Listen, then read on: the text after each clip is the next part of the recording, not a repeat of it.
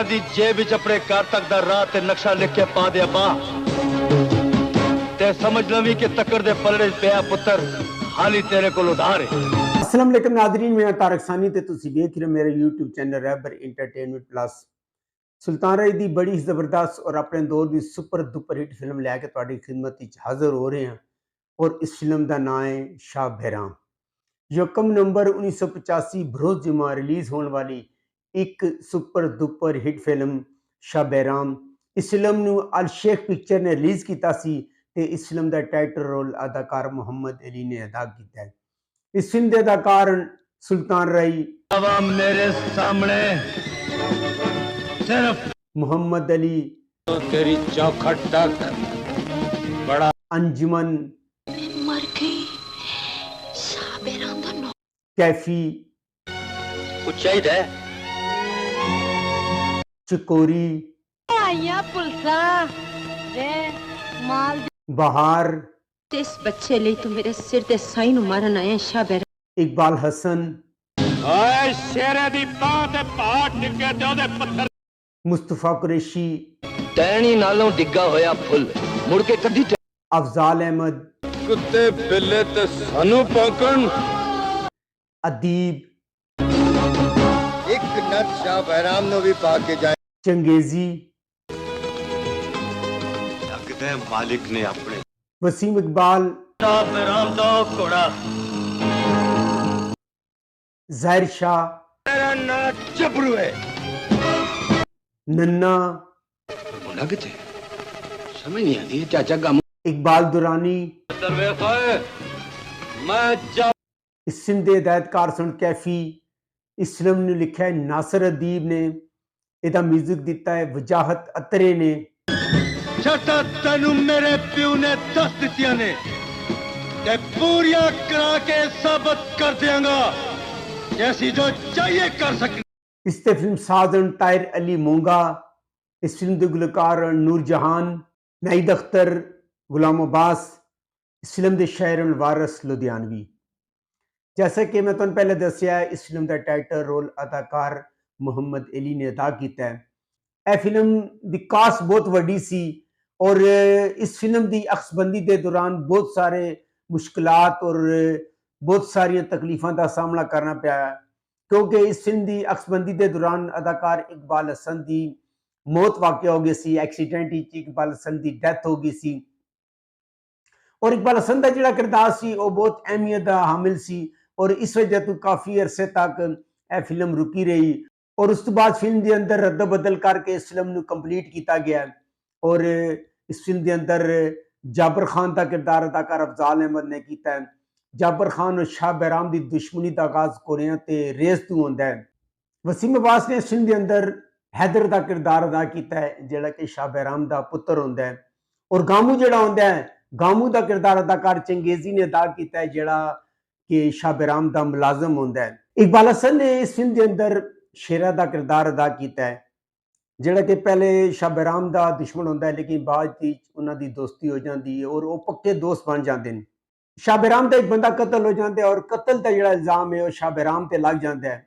Police Shah Bahram को गिरफ्तार करके लै जाती है क्योंकि जिहड़ा अदीब होता है, अदीब ने इस फिल्म के अंदर निज़ाम का किरदार अदा किया है। जिहड़ा अदीब निज़ाम होता है वो जाके पुलिस को खरीदता है और पुलिस के जरिए वो सारा काम करता है। शाह बहराम को पुलिस गिरफ्तार करके लै जाती है और तफ्तीश के दौरान उन्होंने बेगुनाह करार के रिहा कर देती है और इस कतल का जिहड़ा इल्जाम है शेरे ते आ जाता है। शेरे का किरदार अदाकार इकबाल हसन ने अदा किया है और जिहड़ा जाबर खान होता है वो शेरे को अगवा करके लै जाता है और इस तरह करके जिहड़ा कतल का इल्जाम है शेरे ते लग जाता है क्योंकि शेरा गैब होता है और सारा इल्जाम उस पर लग जाता है। जाबर खान जिहड़ा होता है वसीम जिहड़ा हैदर होता है उसको काबू करता है और काबू करके उसको कतल कर देता है। शाह बहराम का जिहड़ा पुत्र होता है वो शेरे दे कोल होता है और शेरे दे कोलों बच्चा जिहड़ा होता है वो जाबर खान अगवा करके लै जाता है। जाबर खान को फिक्र होती है और जाबर खान के नाल शेरे की लड़ाई होती है। इस लड़ाई के दौरान उसका बाजू वढ़िया जाता है और बाजू वढ़िया जाता है और कार आ जाता है। बाजू वढ़न तो बाद वो कार आता है और कार आके अपना जिहड़ा उसका पुत्र होता है ਉਹਦੇ ਹੱਥ 'ਚ ਜਿਹੜਾ ਇੱਕ ਸ਼ਾਹ ਬਹਿਰਾਮ ਦੇ ਪੁੱਤਰ ਦੀ निशानी होती है वो आता है और आके अपने पुत्र ਦੇ गल 'ਚ पा दिंदा है। शाह बहराम दा जिहड़ा पुत्तर होंदा है वो शेरे दे कोल होंदा है और शेरे दे कोलों बच्चा जिहड़ा होंदा है वो जाबर खान अगवा करके लै जाता है। जाबर खान जिहड़ा होंदा है वो शेरे दे कोलों अगवा करके लै जाता है। जब बार ने इस फिल्म के अंदर शेरा दी बीवी का किरदार अदा किया है और सुल्तान रही दी मां होती है। और इस तरह शाह बैराम जो वापस आता है तो शेरा जिहड़ा होंदा है अपना पुत्र शाह बैराम नूं कहंदा कि तेरा पुत्र है और अपना पुत्र शाह बैराम के हवाले कर देंदा है। और शाह बैराम का जिहड़ा पुत्र होंदा है वो जाबर खान के कोल पर लिया होंदा है। इस तरह करके जदों ये सारे वड्डे हो जाते हैं तो जिहड़ा बाहर का पुत्र होंदा है जिहड़ा शाह बैराम के कोल पढ़ रहा होंदा उहदा किरदार अदाकार कैफी ने अदा किया है। जिहड़ा शाह बैराम का पुत्र होंदा है जाबर खान के कोल पढ़ रहा होंदा है यह किरदार अदाकार सुल्तान रही ने अदा किया है। और इस फिल्म के अंदर सुल्तान रही तो मुस्तफा कुरैशी की जिहड़ी अदाकारी है और रूज ते वे दोनों तो काफ़ी दफ़ा टकराव होंदा है और काफ़ी दफ़ा उन्होंने लड़ाई होंदी है।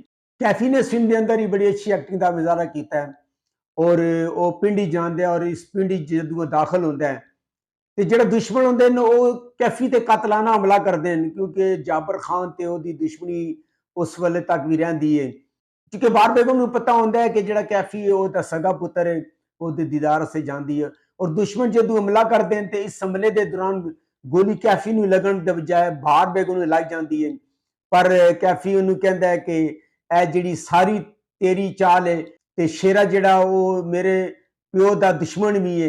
इस तरह करके सारा इल्जाम बार बेगम ते आ जाता है।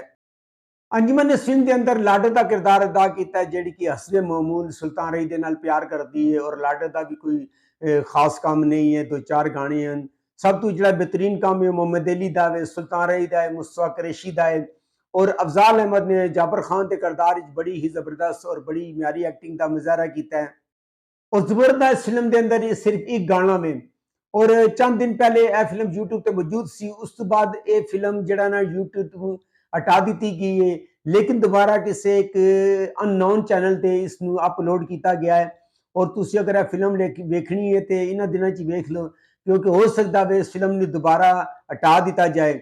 और बड़ी ज़बरदस्त और बड़ी अच्छी फिल्म है। सुल्तान रही ने बड़ा अच्छा काम किया मुस्तफा कुरैशी ने बड़ा अच्छा काम किया और उन्होंने आपसी दुश्मनी और उन्होंने आपसी टकराव जो होंदा है ये तुहानू मजा देगा। और इस तरह जो होंदा है शाह बैराम नूं यह पता चल जाता है कि जिहड़ा कैफी है वह पुत्र नहीं है और सुल्तान ही वह पुत्र है और इस तरह करके आपस में मिल जाते हैं।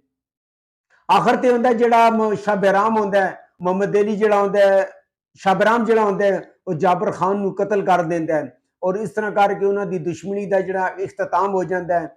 और बार बेगम ने भी कैफी दी मां का किरदार अदा किया और बड़ा ही अच्छा काम किया है। फिल्म यूट्यूब पर मौजूद है तुसी जाके देख सकते हो। अगर तुहानू मेरी मालूमात अच्छी लगी है मेरे चैनल को लाइक करो सब्सक्राइब करो तो शेयर करो तो नेक्स्ट वीडियो तक रब राखा।